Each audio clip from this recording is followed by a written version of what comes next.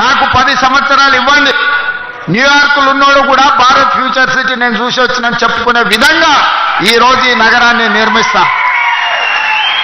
రేపు పొద్దుగాల మీరు గొప్పగా ఎక్కడుంటావు నువ్వు, నీ ప్రాంతం ఏది అంటే నాది భారత్ ఫ్యూచర్ సిటీ అని మీరు చెప్పుకునే విధంగా దీన్ని తీర్చిదిద్దే బాధ్యత మా ప్రభుత్వం తీసుకుంటుంది, నా సహచర మంత్రివర్గ సభ్యులు తీసుకుంటారు. కోర్టులో చుట్లు తిప్పకండి. ఓ సినిమాలో చెప్తారు, కోర్టులో ఓడిపోయినోడేమో కోర్టులోనే ఏడుస్తాడంట, కోర్టులో గెలిచినోడు ఇంటికి వచ్చి ఏడుస్తాడంట. ఎందుకంటే అడ్వకేట్లకు ఇచ్చిన ఫీజులతోని వాని సంసారం మొత్తం దివాలా తీసి వాడు మొత్తం సర్వం కోల్పోతాడు అని. ఓడినోడు కోర్టులో వేస్తాడు, గెలిచినోడు ఇంటికి వచ్చి ఏడుస్తాడు.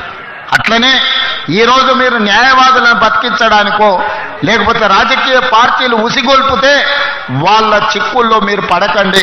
మీ కేసులను అన్నిటినీ సావధానంగా పరిష్కరించే విధంగా ఈ రంగారెడ్డి జిల్లా కలెక్టర్కు అదే విధంగా టీజీఐఎస్సీ ఎండి అధికారులకు నేను సూచనలు చేస్తున్నా. తక్షణమే వాళ్ళను పిలిచి కూర్చోబెట్టి వాళ్ళతో మాట్లాడి అమికబుల్గా దీన్ని సెటిల్ చేసి వాళ్లకు ఒక పరిష్కార మార్గం చూపించండి అని నేను అధికారులకు ఆదేశిస్తున్నా.